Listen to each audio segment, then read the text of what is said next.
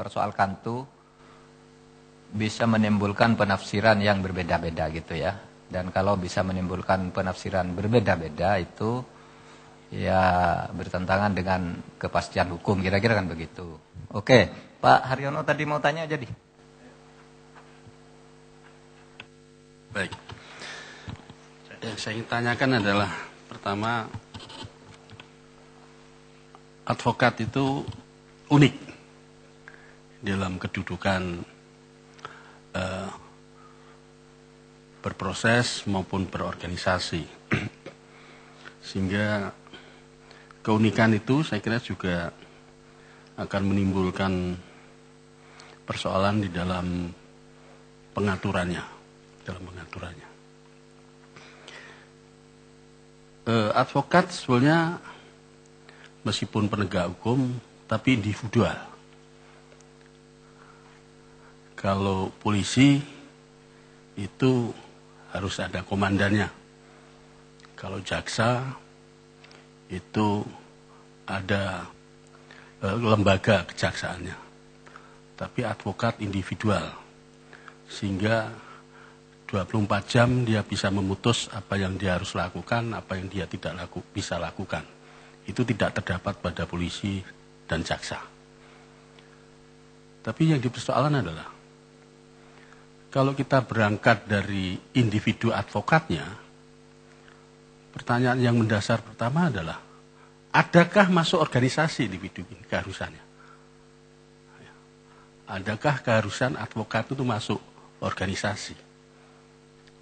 Apakah itu kemudian organisasinya menjadi single bar atau multi bar? Itu persoalan kedua. Tapi adakah keharusan untuk masuk organisasi? Karena itu individual banget. Ini keharusan kebebasannya. Yang kedua adalah persoalan profesi. Profesi ini harus masuk dalam satu organisasi, ataukah profesi ini sebagai ikatan dari keprofesiannya? Made of sounder organisasi, profesi itu bisa dikontrol. Nah, ini konsep-konsep tentang di mana letak advokat dibedakan dengan yang lain. Saya mohon tiga-tiganya kalau mungkin memberikan pendapat tentang ini. 3 ahli ya. Ini kemudian persoalan organisasi advokat sebagaimana disebut dalam pasal 28. Pasal 28 ini adalah produk dari sebuah undang-undang, dan undang-undang itu dalam hubungan antara warga negara dan negara, dimanifestasi dengan itu adalah kemauan negara. Terlepas dari lahirnya undang-undang ini mengadopsi pendapat siapa, tapi begitu menjadi undang-undang, lalu dalam civil society, dalam hubungannya orang dan negara, undang-undang ini menjadi sebuah produk keinginan negara. Sebetulnya keinginan negara itu tidak sembarang negara punya keinginan, maka sahlah keinginan itu menjadi sebuah undang-undang. Pasal 28 itu ada raison d'être-nya. Disebutkan meningkatkan kualitas profesi advokat. Itu ketentuan pasal 28.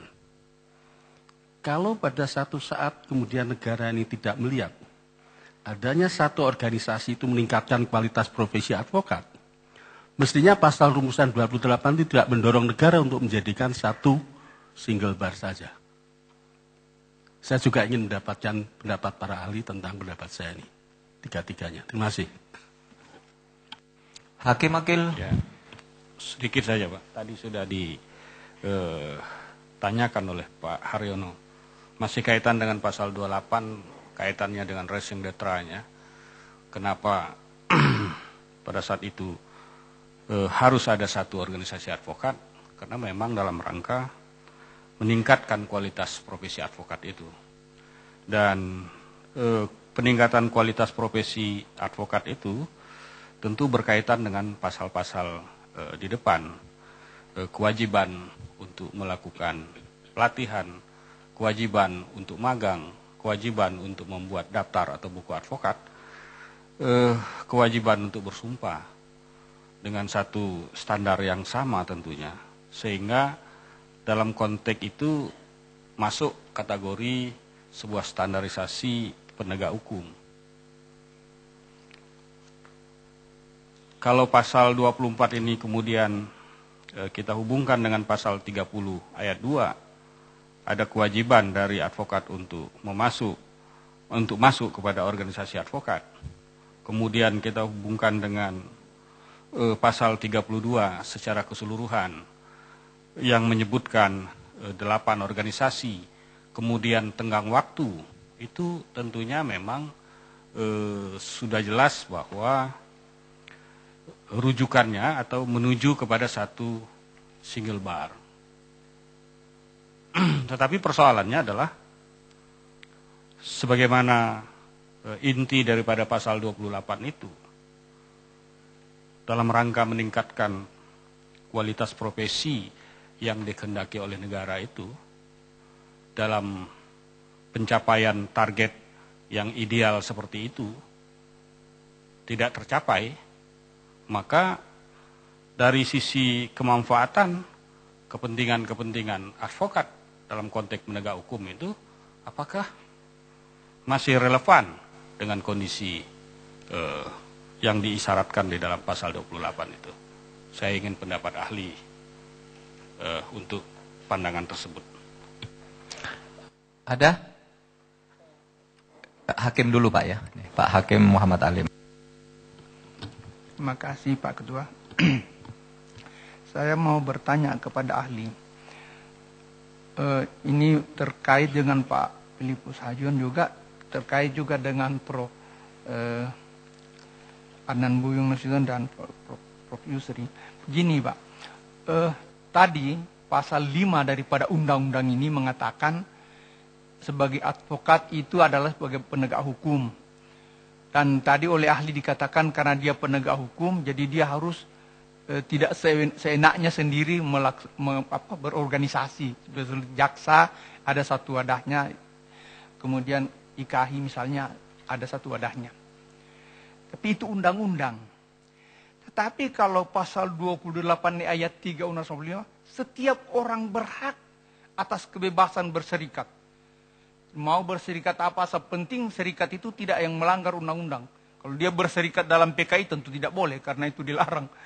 Nah, saya kalau undang-undang dasar setiap orang berhak berserikat, apa tidak boleh dia ada serikat-serikat lain yang dia masuki? Apa harus dipaksa dia harus menjadi satu? Kalau memang dia tidak mau begitu, pamannya. Ini karena ini ini kalimat di pasal 28 ayat 3 itu jelas setiap orang. Jadi termasuk advokat-advokat itu perorangan, termasuk saya. Saya bisa berorganisasi. Nah, kalau kita melihat kenyataan di dalam negara misalnya, sekalipun negara itu adalah suatu kesatuan, tetapi di bawahnya juga ada provinsi-provinsi, ada kabupaten-kabupaten dan lain-lain. Nah, di dalam keorganisasi politik, sekalipun itu tujuannya sama-sama untuk mengabdi kepada bangsa dan negara, tetapi ada beberapa partai politik yang ada, dan itu realitas yang nyata. Organisasi massa juga demikian. NGO itu banyak yang dalam kenyataannya. Ini kalau kita melihat kalimat ini pas-pas betul dia katakan setiap orang berhak atas kebebasan berserikat.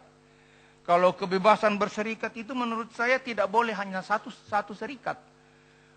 Beberapa serikat yang boleh dia masuki. Karena kalau hanya satu, itu tidak ada kebebasan lagi, itu kan mutlak. Mutlak itu kalau hanya satu. Bagaimana menurut pendapat? Terima kasih.